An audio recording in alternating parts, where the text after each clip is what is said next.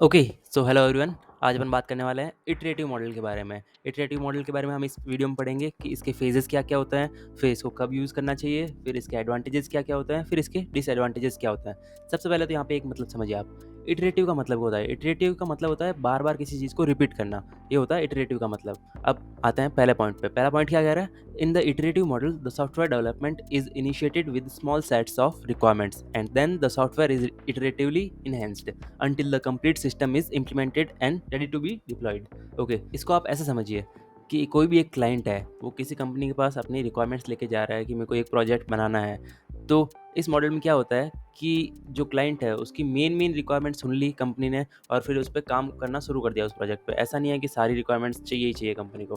तो यहाँ पे क्या कह रहा है कि स्मॉल सेट्स ऑफ रिक्वायरमेंट्स, यानी कि थोड़ी रिक्वायरमेंट चलेगी बट मेन ठीक है।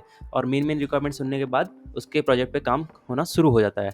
ठीक है, और फिर जैसे जैसे फीचर्स बताए क्लाइंट ने, वैसे वैसे उसका सॉफ्टवेयर इंप्लीमेंट हो रहा है। और इंप्लीमेंट होने के बाद, टेस्ट होने के बाद वापस उसको दिखाता है कि आपकी रिक्वायरमेंट्स को मीट कर रहा है या नहीं कर रहा है। तो क्लाइंट बोलता है कि हाँ मीट कर रहा है। अगर ये बोलता है तो वेल एंड गुड है, अगर नहीं बोलता कि मेरे को हाँ और चीज़ें चाहिए इसमें और रिक्वायरमेंट्स है मेरी, तो उसको वापस से उसमें चेंजेस किए जाते हैं और वापस से उसको डिज़ाइन किया जाता है, वापस उसको कोड किया जाता है कि हाँ इसमें और चीज़ें ऐड हो रही है अभी। फिर वापस से उस प्रोजेक्ट को क्लाइंट के पास लेके जाता है कि हाँ अब मीट कर रहा है, तो क्लाइंट बोलता है हाँ कर रहा है तो वेल एंड गुड है, नहीं तो फिर वापस से यही सेम प्रोसेस फॉलो होता है। यानी कि आइटरेटिवली। आइटरेटिव का मतलब हो गया बार बार रिपीट हो रहा है कोई चीज़। लाइक हम एक बार बना रहे हैं, फिर वापस जा रहे हैं, फिर वापस आ रहे हैं, वापस बना रहे हैं, वापस जा रहे हैं, और लास्ट में अपने पास फाइनल आउटपुट है। जब तक कि इसमें क्या कह रहा है कि until the complete system is implemented and ready to be deployed, यानी कि जब तक पूरा सिस्टम इंप्लीमेंट नहीं हो जाता और डिप्लॉय होने के लिए रेडी नहीं हो जाता। ठीक है, नेक्स्ट पॉइंट है, in this model software development is not attempted to be started with a full specification of requirements. Instead, development begins by specifying just some part of the software, which is then reviewed to identify the software for bugs and evaluation. यानी कि इस model में क्या करता है, इस model में अपने को सारी रिक्वायरमेंट्स एक साथ नहीं चाहिए। जबकि अपन ने वाटरफॉल मॉडल में ये पढ़ा था कि अपने को सारी रिक्वायरमेंट्स एक ही साथ चाहिए। तो इसमें अपने को बेसिक मेन रिक्वायरमेंट्स मिल गई अपने को प्रोजेक्ट के रिगार्डिंग, तो उस पर काम शुरू हो सकता है। ठीक है, और बार बार उसको रिव्यू करते रहते हैं और उसमें से बग्स फाइंड कर लेते हैं कि हाँ, क्योंकि बार बार रिव्यू हो रहा है ना, पहले क्लाइंट के पास जाने से पहले डेवलपर खुद रिव्यू कर रहा है कि अच्छे से बना है कि नहीं बना है सॉफ्टवेयर। ठीक है, तो ऐसे बग्स फाइंड होते रहते हैं और वो सॉल्व होते रहते हैं। ठीक है, फिर है, enhancing of software is repeated and reviewed by the developers and hence result in producing a new version of the software at the end of each iteration of the model. यानी कि आप देखिए, एक बार ये लूप पूरा चला, यानी कि क्लाइंट ने अपनी रिक्वायरमेंट बताई, अपन ने पूरा डेवलप किया उसको, डेवलपर ने पूरा चेक किया उसको, वापस से क्लाइंट ने उसको देखा और ये अपनी रिक्वायरमेंट्स दी। यानी कि हर बार क्या हुआ, जैसे मान लो ऐसे ही 3 लूप्स पूरे हो गए, तो हर बार उस जो सॉफ्टवेयर है उसका एक नया वर्जन अपने पास मिल रहा है। यानी कि हर बार, जैसे कि इंस्टाग्राम को मान लो, इंस्टाग्राम ने कोई चीज़ अपडेट करी है अपने अंदर। ठीक है, तो उसका हर नया वर्जन जो है प्ले स्टोर पे अपडेट होगा, मतलब हर आइटरेशन के बाद अपने को एक नया वर्जन मिल जाएगा। नेक्स्ट पॉइंट क्या है, this model focuses on an initial simplified implementation which then progressively gains more complexity and broader features until the final system is completed. यानी कि इसको कैसे स्टार्ट किया अपन ने बेसिक रिक्वायरमेंट्स के साथ शुरू किया, यानी कि छोटी रिक्वायरमेंट्स जो कि अपना प्रोजेक्ट किया है मेन। जैसे क्लाइंट ने बता दिया कि मेरे को एक चैट ऐप चाहिए, तो अपने पास रिक्वायरमेंट्स है ना थोड़ी सी, हाँ चैट ऐप ऐसा दिखना चाहिए वगैरह, तो उस पर अपन ने इंप्लीमेंटेशन शुरू कर दिया।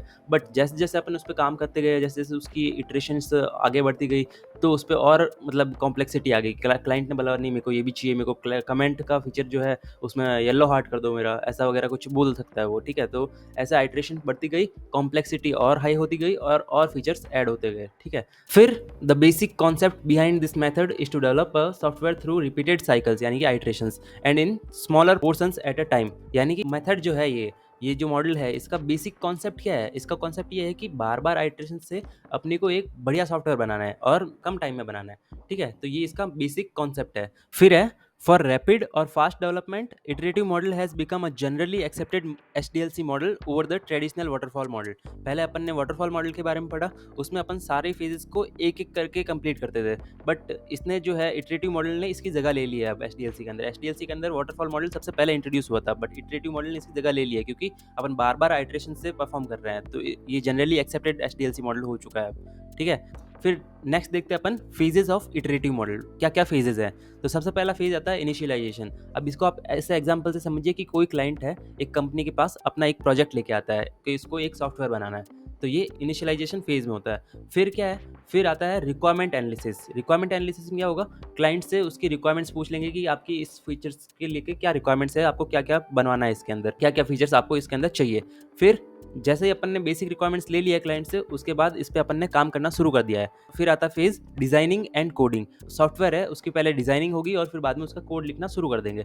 फिर उसके बाद आता है टेस्टिंग फेज़। टेस्टिंग फेज़ में ज़ाहिर-सी बात है कि उसमें टेस्टिंग होगी, जो अपन ने सॉफ्टवेयर बनाया है उसकी टेस्टिंग होगी, इसमें कोई बग्स या एरर्स तो नहीं है, उसको सॉल्व करेंगे फिर। फिर उसके बाद आता है इवैल्यूएशन फेज़। ये बहुत इंपॉर्टेंट फेज़ है। इसके अंदर डेवलपर एनालाइज़ नहीं करेगा, डेवलपर उसको इवैल्यूएट नहीं करेगा सॉफ्टवेयर को, बल्कि जो क्लाइंट अपने पास रिक्वायरमेंट्स लेके आया है, जो अपने पास प्रोजेक्ट लेके आया है, वो उसको इवैल्यूएट करेगा कि हाँ, जो उसने रिक्वायरमेंट्स बोली थी, जो उसने फीचर्स माँगे थे, वो उसमें है या नहीं है। अगर उसमें वो फीचर्स होते हैं तो वेल एंड गुड है, तो वो अपन डिप्लॉयमेंट फेज़ में अंदर भेज देंगे।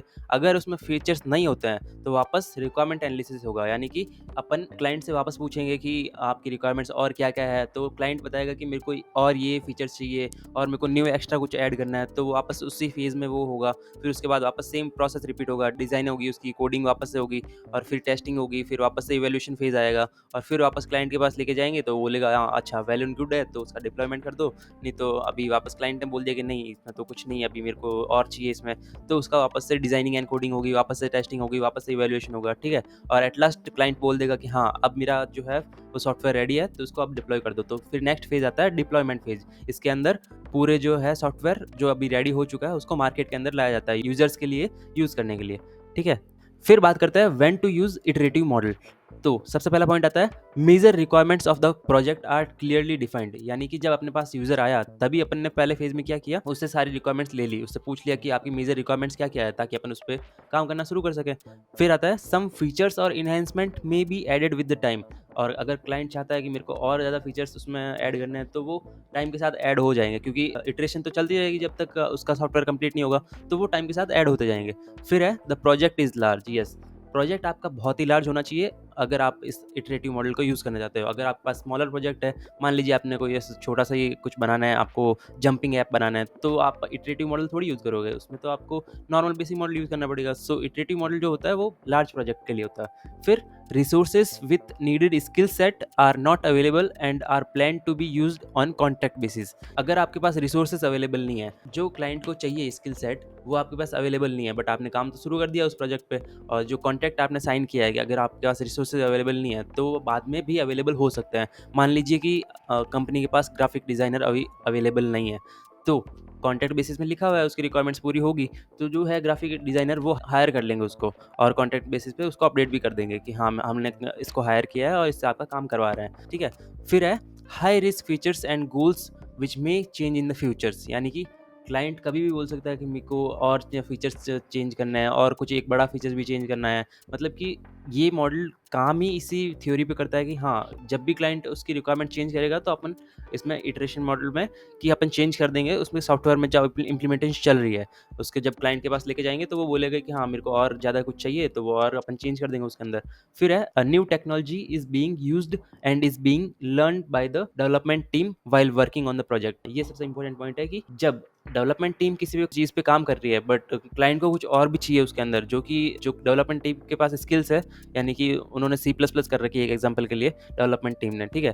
तो अगर उनको जावा आती नहीं है तो वो जावा में काम कैसे करेंगे? तो जब उनके पास वो टेक्नोलॉजी ही नहीं है, जब उनके पास वो स्किल सेट ही नहीं है, तो वो उसको काम में कैसे लेंगे? तो वो जब प्रोजेक्ट अपने साथ में वर्क चलता रहता है तो डेवलपमेंट टीम में वो उसको साथ में सीख लेती है, ऐसा कोई बड़ी बात है नहीं उसके अंदर, ठीक है?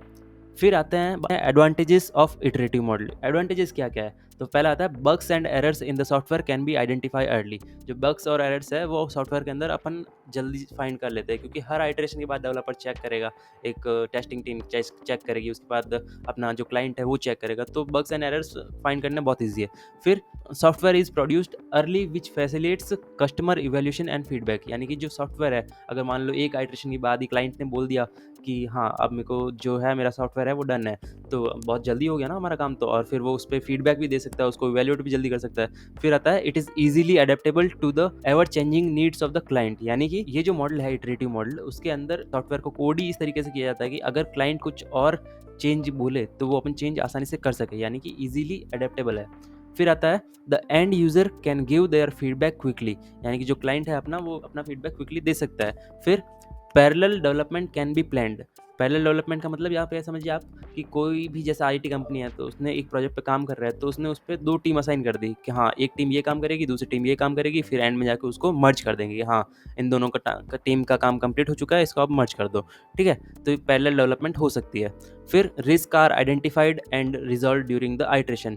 जो रिस्क्स है वो आइटरेशन के दौरान ही पता लगा लिया जाता है और उसको उसी दौरान सॉल्व भी कर लिया जाता है, क्योंकि अपन हर बार उसको आइटरेट करके हर बार क्लाइंट के पास लेके जा रहे हैं और उसमें क्लाइंट भी आइडेंटिफाई कर रहा है, इवेलुएट कर रहा है और डेवलपर भी आइडेंटिफाई और इवेलुएट दोनों कर रहा है, चेक कर रहा है टेस्टिंग फेज में। फिर है less time is spent on documentation and more time is given for development. यानी कि जो डेवलपमेंट प्रोसेस है उस पर ज़्यादा टाइम दे रहे हैं अपन, बल्कि जब डॉक्यूमेंटेशन है उस पर अपन ज़्यादा टाइम देने की नीड भी नहीं है। क्यों? हर आइटरेशन के बाद एक नया वर्जन मिल रहा है अपने को सॉफ्टवेयर का, फिर वो नया वर्जन अपन अगर क्लाइंट रेडी है तो अपन उसको डिप्लॉय कर देंगे डायरेक्ट, तो अपने को ज़्यादा डॉक्यूमेंटेशन की नीड नहीं है, उसको ज़्यादा टाइम देने की नीड नहीं है। अब बात करते हैं इसके डिसएडवांटेजेस की। तो सबसे पहले है requirements changes again and again can cause over budget and over time. यानी कि आप मानिए कोई क्लाइंट है वो ऐसा कंजूस टाइप का है थोड़ा सा, ठीक है, कंजूस तो क्या ही बोल सकता है, ये मॉडल ही ऐसा ही है, मारवाड़ी है वो, ठीक है, तो वो कोई सॉफ्टवेयर बनवाना चाहता है बट उसका बजट ही नहीं है इतना कि हर बार आइटरेशन का पैसा दे सके, क्योंकि कंपनी है भाई, पैसा तो लेगी, अपने घर का रिश्तेदार तो है नहीं कोई जो पैसा नहीं लेगा, कोई फ्रीलांसर तो है नहीं कि हाँ बाद में वापस से कर दूंगा, उसको अपनी इमेज बनानी है। तो यस, इसमें ओवर बजट भी हो जाता है, ओवर टाइम भी हो सकता है। ठीक है, फिर not suitable for smaller project. Smaller project के लिए मतलब छोटे प्रोजेक्ट के लिए क्यों यूज़ करेगा, कोई जंपिंग ऐप बनाना है अपने को तो उसके लिए क्यों यूज़ करेंगे। फिर है project completion date prediction is a problem because the software is changing again and again in iterations. यानी कि अपन इसकी लास्ट डेट नहीं बता सकते कि हाँ, अपन डेडलाइन नहीं दे सकते क्लाइंट को कि ये कब अवेलेबल होगा। मोर रिसोर्सेज में बी रिक्वायर्ड, यानी कि और ज़्यादा रिसोर्सेज की ज़रूरत पड़ सकती है क्लाइंट की नीड के अनुसार। ठीक है, फिर है design can be changed again and again because of imperfect requirements. यानी कि क्लाइंट एक बार में अगर अपनी रिक्वायरमेंट्स परफेक्ट नहीं बता पा रहा है तो जो है डिज़ाइन भी चेंज हो सकती है। लाइक डिज़ाइन को पहले अपन ने कुछ और बना के दिया, नहीं क्लाइंट को पसंद नहीं आई कि हाँ मेरे को तो ये भी फीचर्स चाहिए थे, ये भी फीचर्स चाहिए थे, तो पूरी डिज़ाइन अपने को चेंज करनी पड़ सकती है। तो ये बहुत बड़ा डिसएडवांटेज है इटरेटिव मॉडल का। इस वीडियो में बस इतना ही, मिलते हैं अपन नेक्स्ट वीडियो में, तब तक के लिए बाय बाय।